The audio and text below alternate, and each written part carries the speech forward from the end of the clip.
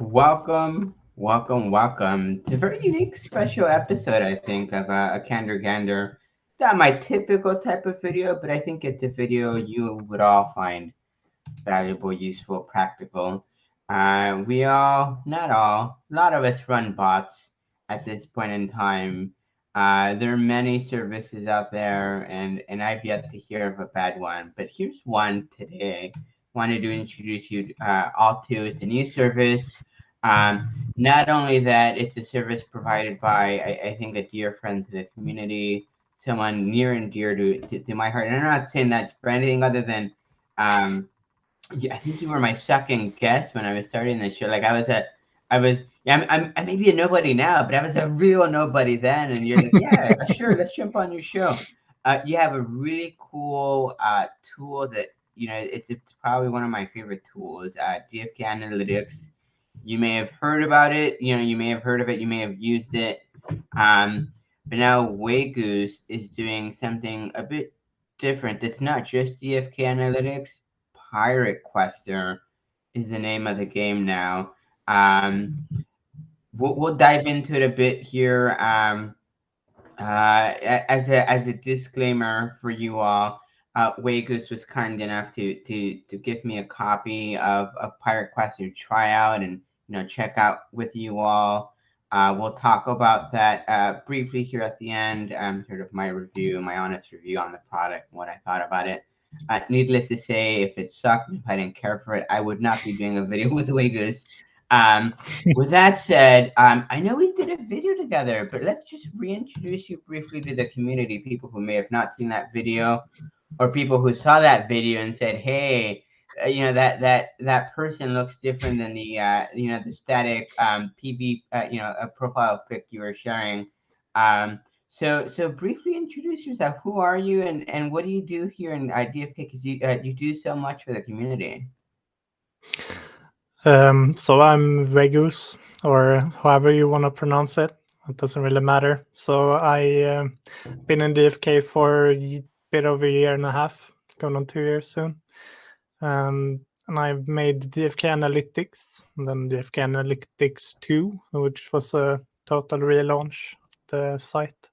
And a lot of people have used it, so that was really fun. And I've been in the guild, Perilous Pirates Guild, since February of this year, or last year now. And we had an internal bot that was developed in Python, which I didn't do any part of, but I've been wanting to make something like it for myself and also others to use.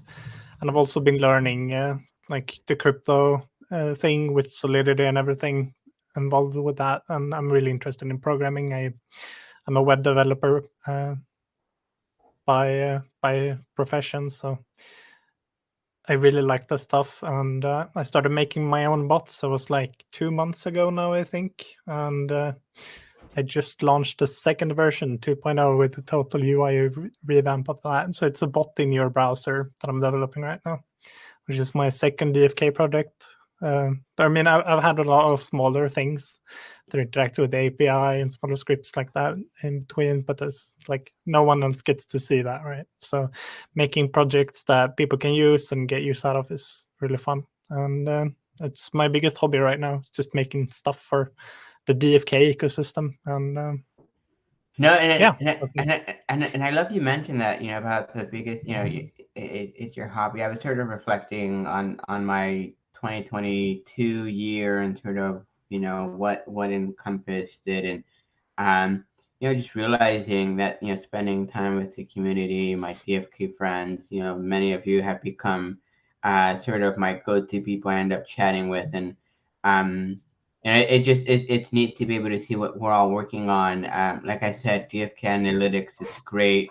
The fact that the person who created that tool is now venturing into the bot services. As far as qualifications go, I think if you like the other tool, you're likely to like this tool, and we'll talk a bit more about it here in a second. Pirate Quester, describe it to me. Describe it to someone who's never heard about it. What is it? pirate quest or pirate, referring to the pirate guild, I presume. But walk us through what it is and what it can do for you. Yeah, so the pirate is a reference to the guild, definitely. So we use it internally in the guild, and everyone uses it for free. That's the thing I did, and we're helping each other out in the guild a lot. So it's a really good place, and there are a ton of like really really good people in there. But yeah, what it does, it's a bot in your browser, so you can just go to the web page and it downloads the latest version from. It's a static file hosting, which means that it doesn't have a server on the back end. It's just in the browser, so it fetches the files. That's all that the server does. It just sends them to you. So it's like downloading a file, and it runs in your browser and interacts with the APIs of DFK, as well as the RPCs on Avalanche, Clayton, and also the DFK chain. So it goes everywhere, basically. I have a bunch of RPCs in the backend and in the program in your browser. So Yeah, so if I had the screen ready to share on my end, Weghuz, if you wanted to show us what that looks like, the UI, and sort of walk us through maybe some of those yeah. features, let's go ahead and put that up on the screen here. So here we can see your screen now.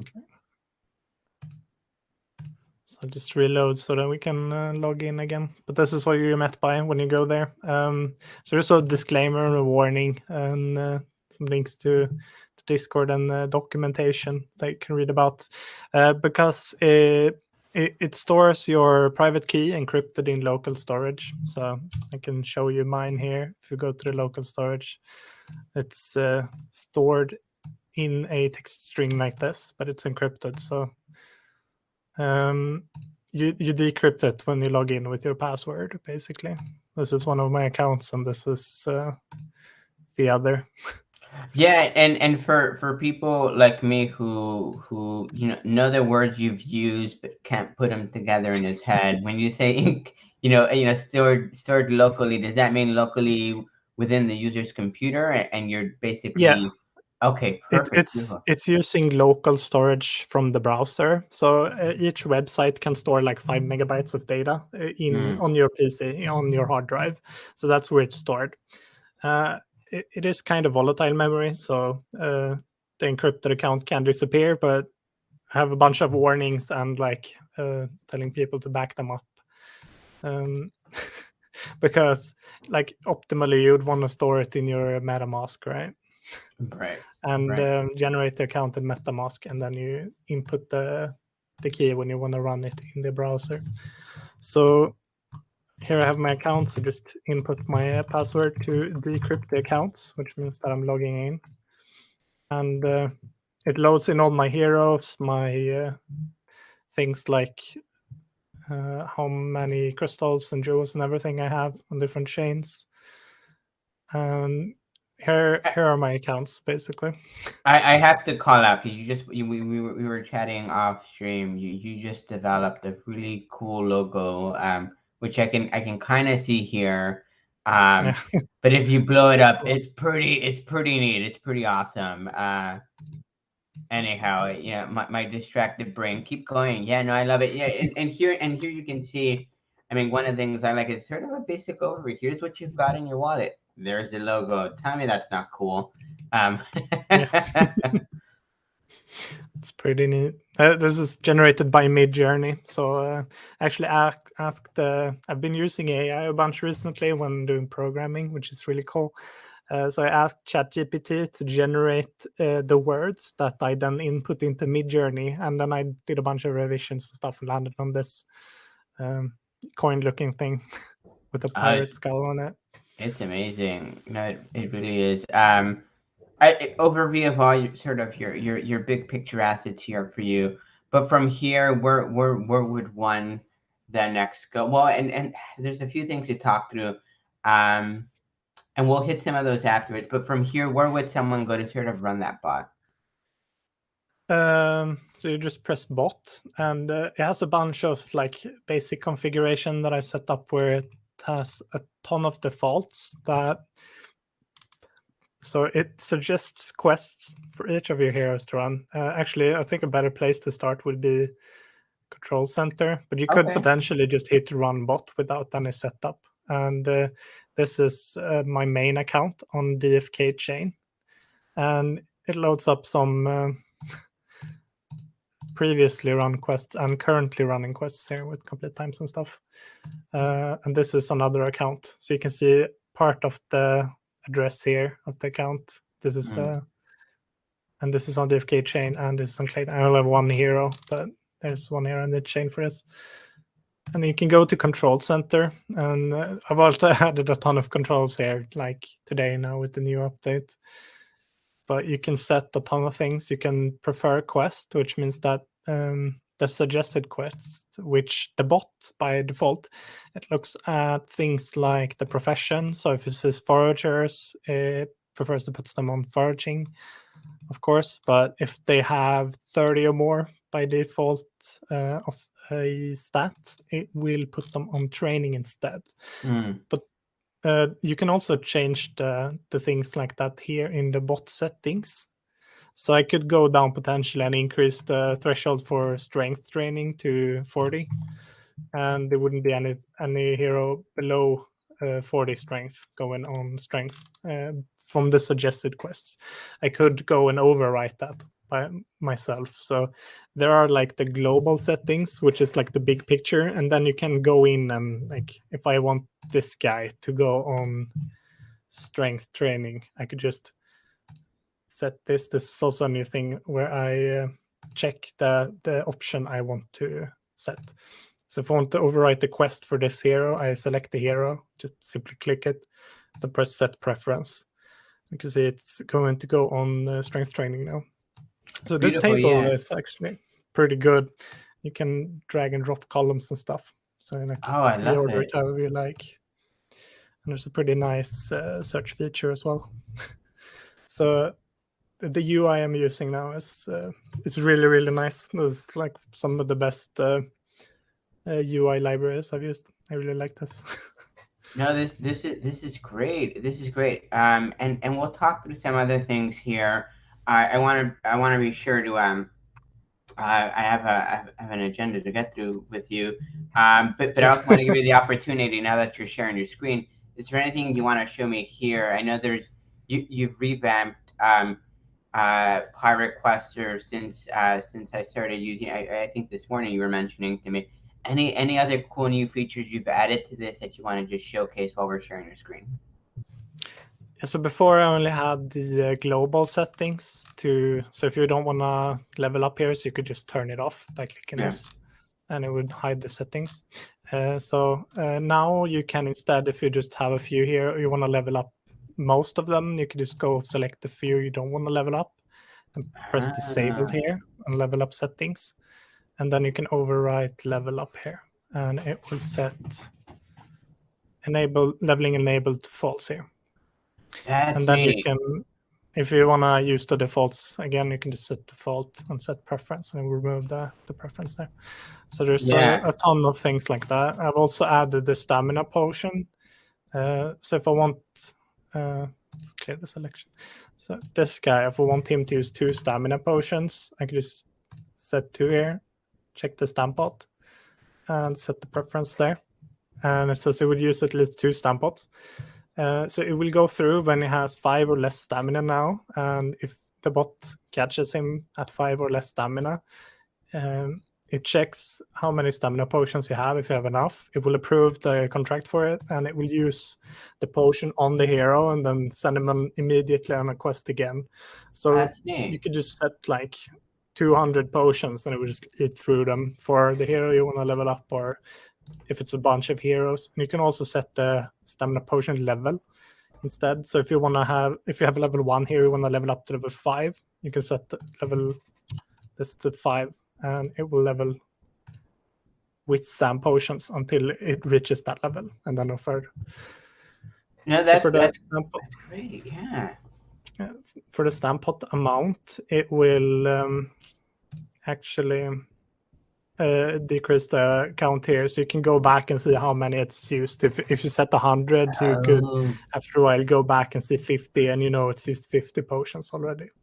So this that's number goes down cool. after the bot uses them. And it's Yeah, stored no, also in local storage. So if it uses one potion, it saves it immediately back. And then if you refresh the page and log in again, it would still say that you have one potion left to use. So it was like it's like a desktop application kind of, but it's actually just browser storage and stuff, which is pretty neat. yeah. Yeah, no, and that's neat. And for those of you who may be watching this and are maybe new to DFK, you may be wondering why would I want to disable level up since you want to level up your heroes. I'm thinking, and I'm thinking out loud here. I'm thinking things like DFK Fight Club, where they have a baby cop, and there oftentimes you find that really awesome hero, and you don't want to level him up because he's a perfect level 1 hero for what you're doing. There may be other incentives. I'm thinking TFK tools probably. Yeah, There's a hero you love. I've had a request because people want to level them up with stones, and you can't do that in PyQuest yet. Oh, that's Like, interesting. Yeah, okay. You said yeah, so they which do. means you're thinking about it and working on it. Yeah, I take in all feedback. So if you want some bot that could develop into something you want to use more, I'm very open to feedback, and I'm still taking feedback and developing DFK analytics as well. So I really like making things that people want to use and have a use for. So. Oh man, beautiful. So let's pause here and let's talk through some other questions here I have for you. So we you did a really good job describing it, sort of giving us a big picture overview. I know there's other bots, and by the time this goes out in a year, there may be even more bots, right? But what makes your bot uniquely special? I mean, other than the fact it's your pet project, you're working on it. From an outsider's perspective, I mean, what sort of would captivate someone to say, hey, you know what, Pirate Question may be for me. I think I mean there is always some kind of trust in this, and it is your crypto that you're dealing with. So I always urge people to be safe, and I think if you're skeptical, you don't want to use something like this. There are other options, of course, to Quest, but I think with the options that are out there, downloading programs and stuff, this is in your browser, so it can't actually access memory outside of the browser.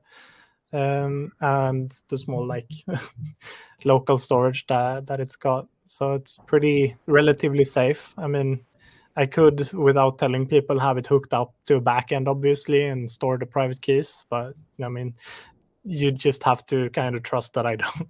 That's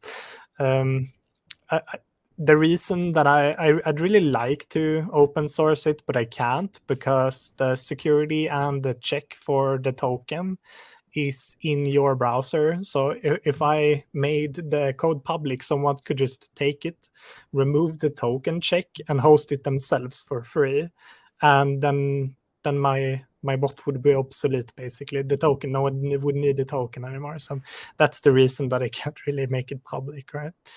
Yeah, no. We'll talk about that token here in a bit because it's a very interesting concept to me. But no. I mean, absolutely. I mean, it's one of the things. I've seen other bots too. The fact that it's like you're saying, hosted on a web page or runs on a web page, sort of interesting to me. It intrigued me.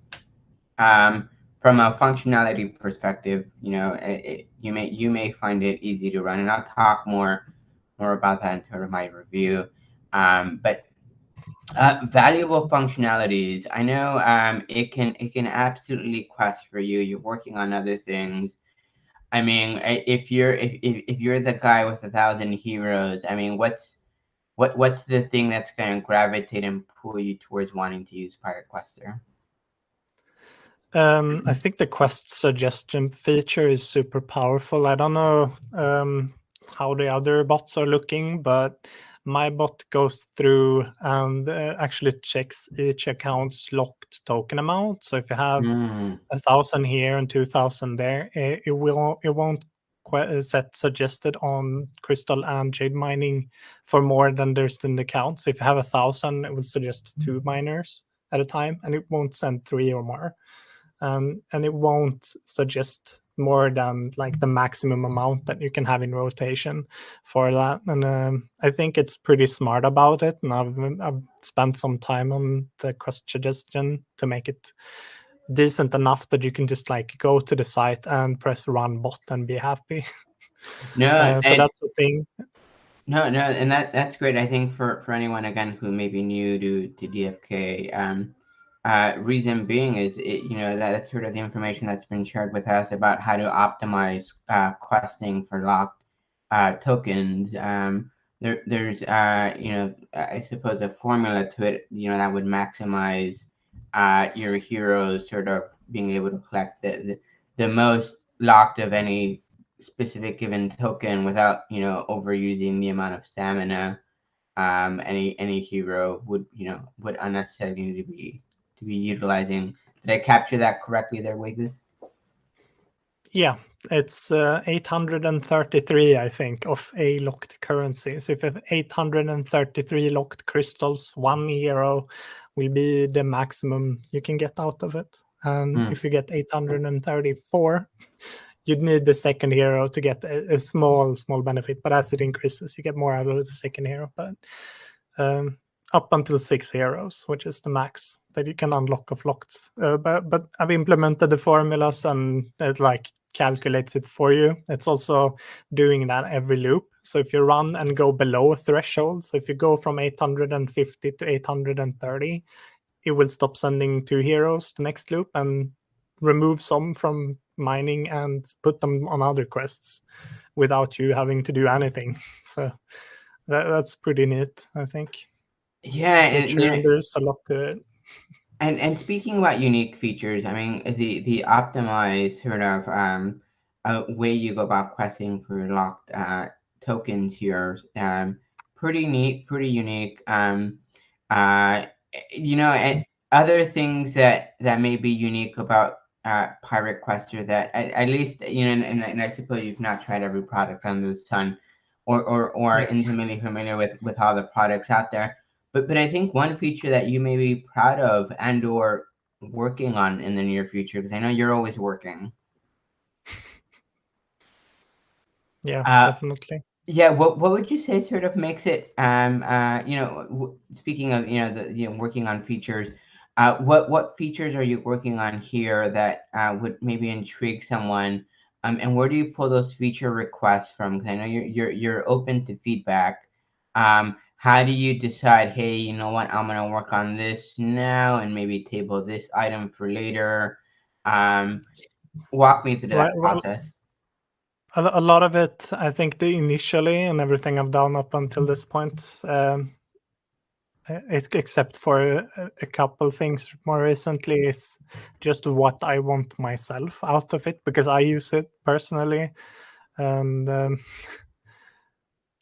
I'm just doing things that I want it to do, and I don't do much manually anymore. So if I want to do something, I really enjoy the coding surrounding DFK and the people in there, and it's really interesting to me with the new technology. So I'd much rather code than quest my heroes. So if there's something I want to do, I'm probably looking to implement it in the bot somehow instead of like doing it for myself. No, So that's the main, I think, drive for implementing features. And then there's also the feedback in Discord, of course. And I'm in the Pirates Guild, and there are a ton of power users there. We have people with over 2,000 heroes, so they require it to be pretty good for what it does. And I get a lot of like crash feedback and stuff that I can improve on, of course. But yeah, no, that's really valuable. The question is Pirate Quester for you. I know you mentioned for yourself you'd rather be innovating, whether it be you working and developing DFK analytics or your tool further. I mean, what would you say to the person who's wondering, hey, is Pirate Quester for me? I think if you're the person that enjoy the crypto kind of mindset of self custody and doing hosting things for yourself, PyQuester is for you, because I mean you do have to run it yourself. There is no central server or anything that runs it for you. So you could run it on a Raspberry Pi or a private server, or you could just have them. Some have a MacBook lying around that's on 24/7 running PyQuester or something else, or you could just have your main PC on, of course. But it's for the person that want to set things up yourself. And I think the mindset I want for people using is they want to manage the heroes and they want to optimize, because you can set individual quests. So if you think this guy, I want him to forage instead, you can do that and just say that this hero I want him to forage, and he's gonna do that. So it's like the broad strokes, right? You go out of the micromanaging in DFK and you get to macro manage instead. You can do broader strokes and you can change, like, oh, I've been on the fence for let's say vitality for my warriors. I want them to level up something else. There's a setting to change that. Or if you want one warrior to be different, you can go to that individual hero in the control center and change that. So there's so many options. I think it's like playing on a micro level, but you're telling the bot what to do, and instead of you having to micromanage it each time, it does it for you, and you just have to tell it what to do once. That's kind of if you're sick of doing repetition, I think the bot would be good for you. No, that's great. I and I was gonna get to it later, but I want to ask this question here. I mean, if I own 20 heroes versus 10,000 heroes, Pirate Quester is gonna do it for you. I mean, I had asked you about pricing. It's a fixed static price, correct, for both. There's no restriction as to the amount of heroes one can have in Quest. There's a restriction on the amount of wallets that can run Pirate Quester. So you need 1 token per wallet. It does cost 3 AVAX, but you can, if you have a smaller wallet, you can then sell the token after you're done running, or if you don't have as many heroes or don't see the same value in it, you can try it out and sell it. Or yeah, there are a bunch of things. It's not a free floating token, so it won't have an increase in value, because you can always buy it from the contract at 3 AVAX. It's not meant to be like a moonshot token, It's just a license to run the bot, essentially. But there is value to it, and I've seen people sell them for 2 AVAX over the counter. In my Discord, I have a channel to trade the token. So if you're done with the bot, you can just go there and say I'm selling the token, and maybe someone will come and pick it up from you. Or and I'm thinking degen move, right? Like sort of off the cuff. I mean, you buy it for 3 AVAX today, and I don't know what the price of AVAX is right now, somewhere between 10 and $12. Yeah. In a year, AVAX goes back up to some of those all-time highs, and whenever the bull market, you could conceivably flip your bot, sell it for 2 AVAX, or stock up on Pirate Quester if you so believe that much in it and wanted to, maybe flip an earning in that perspective, that way. It's not something I'm necessarily encouraging, but I'm sort of thinking, you got me thinking, right? I definitely wouldn't encourage that. Well, no, and on that note, as far as the pricing, is that something you're thinking of? It's a static price for the foreseeable future. Is that changing? Yeah.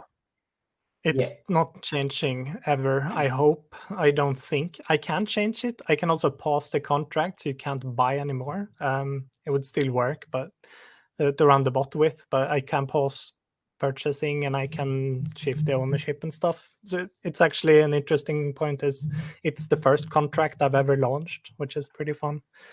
But yeah, hopefully, and I think I will always have it at 3 AVAX. I want to be at like the mercy of the market a bit. And I think it's a good thing that it's priced in AVAX. I mean, unless AVAX gets obliterated by some Black Swan event, which hopefully doesn't happen. that would be bad.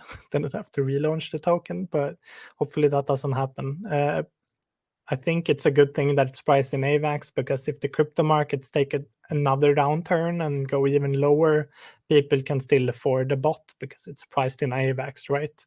It won't be $100 then, but if the market goes up, people have more money and the price of the bot naturally moves, right? I don't have to change anything. So I don't want to change the token price, but the token price can change of AVAX, right? So in relation to that, it could change, but I don't think I will change the 3 AVAX per token. Yeah, no, and I know we've touched on it, and you sort of touched on, it made me think of safety and security when you mentioned Black Swan events, right?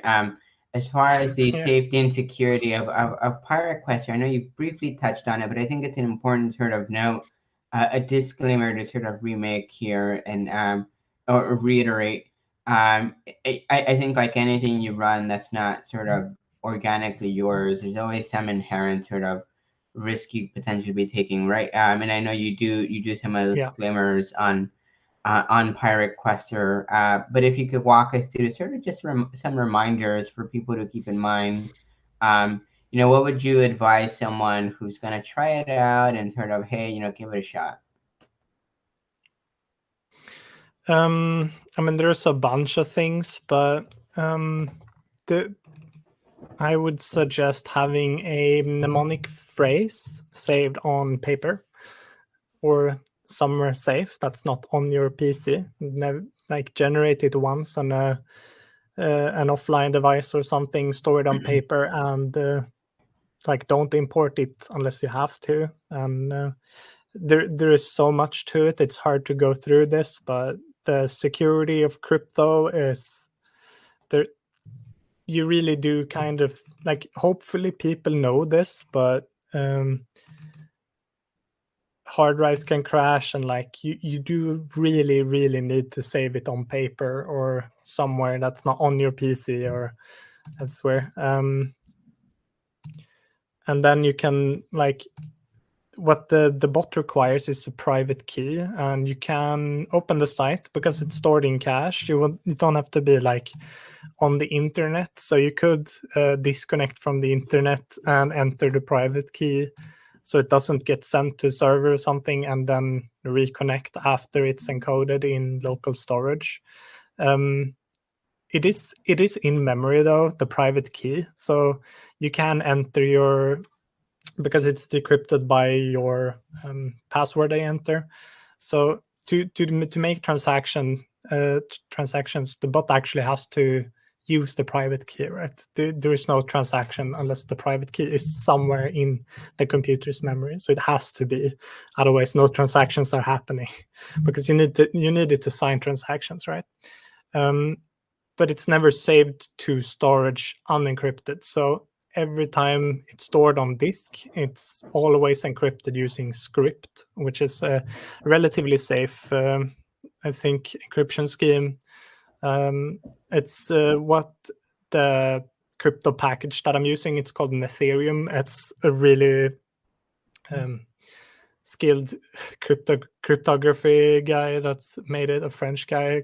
Can't remember his name, but if you look at an Ethereum, that's the library I use on the back end to encrypt it. And it is stored in your local browser, so you can see it in memory when it's stored encrypted, but there's no private key exposed there.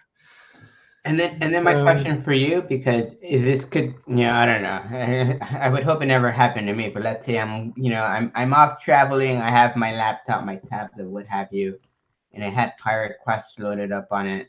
It gets stolen, I lose it, or it crashes. You said, hard drive crashes.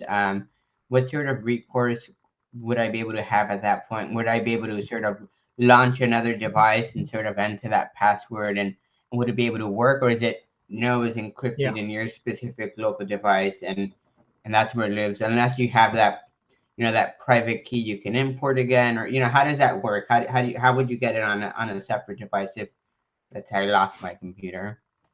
Yeah, you need to have it off the PC to be able to re-import it. But if you have the base mnemonic for MetaMask or the private key saved, you can always re-import it. So nothing happening to the computer would make the private key invalid or anything like that. It would always work as long as you know what it is, and that's the important thing. Don't lose it, because you're your only bank, right? There's no bank having your keys, and I don't have a server saving your private keys. So if it's lost, and it's lost forever, right? So there's like no getting it back. So you really have to ensure that it is written down. And yeah, and another thing is obviously not having an infected computer or a Trojan or something that like sends it off, and that would be bad. Hopefully you have a clean PC when you do it. I think buying a Raspberry Pi 4 is a thing, and you can input it on a fresh Raspberry Pi. You can open PireQuest.com, you can disconnect the internet and then input the key offline and do that. But great suggestions. No, I love it. As far as any closing remarks from you, I mean, I know we covered quite a few things. Anything I missed that you would want to maybe mention, or something you'd like to reiterate regarding PireQuester?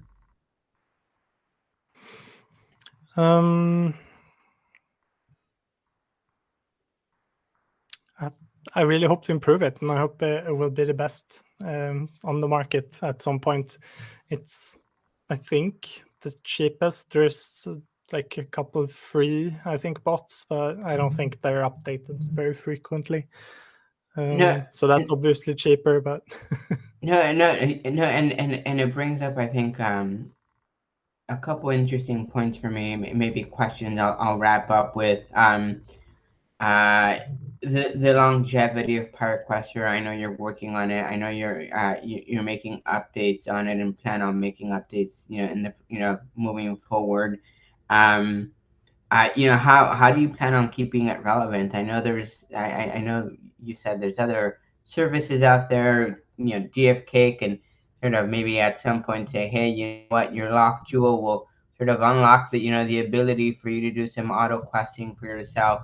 I mean, what's sort of gonna, in your head, how are you gonna try and stay ahead of all that and sort of continue to make PireQuest relevant?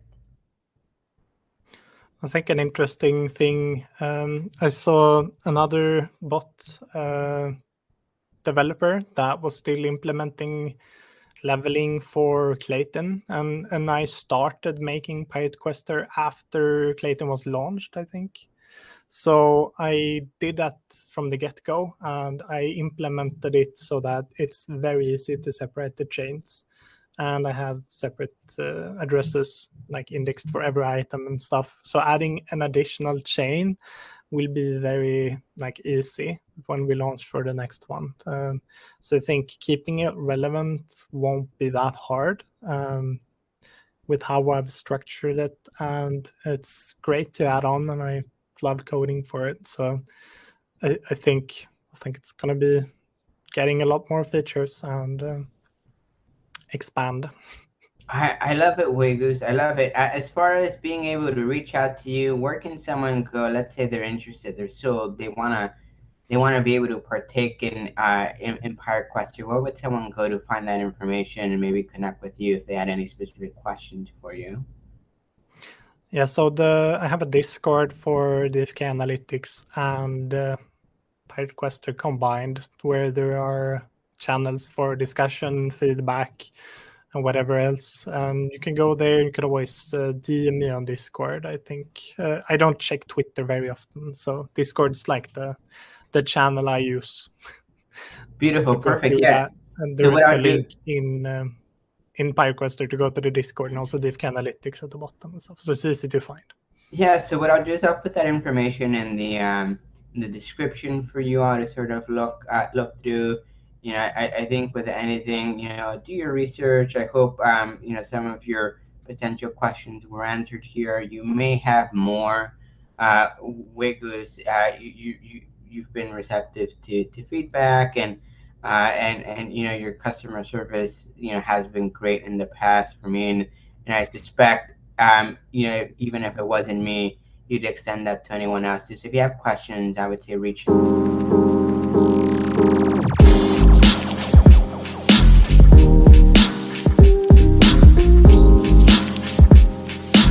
Hopefully you enjoyed the interview I had with Weghuz regarding its Pirate Quester tool, Pirate Quester bot. A few things I just wanted to go ahead and take some time to sort of give my thoughts on his bot service or his bot. I'll go ahead and start with, yes, he did give me a free Pirate Quester token to be able to test his bot. With that said, take everything anyone says with a grain of salt. But I would say that, my thoughts, would have not changed whether or not I wound up paying those 3 AVAX for the bot service. I think it's great. But before I give you my thoughts, just wanted to recap some other things, some other points that I thought would be worth relaying. Safety and security, I think, is key to anything you ever do in crypto. The minute you sort of involve a third party, well intended, I think you leave yourself open to, things you may be unaware of. Not to say that any, service out there is ill meaning. I don't think they are. I think everyone's well intended. But the minute you give someone the ability to sort of do stuff on your behalf, you sort of open yourself to things, right?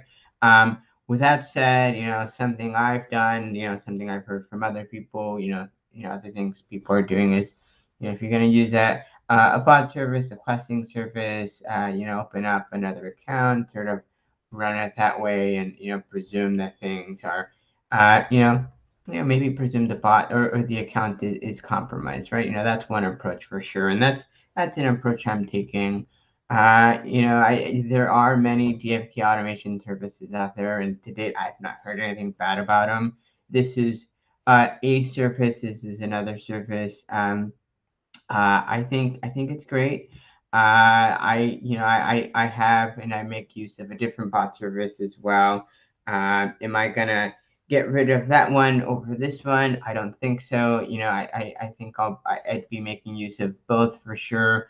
Uh, quite frankly, I think there's enough space out there for you considering more than one bot service. I know many people use more than one. I'm certainly using this one and another one. Um, I don't plan to not use Pirate Question moving forward. I think I'm gonna absolutely make use of it. I enjoy it. I think it's super easy to use. I will say that.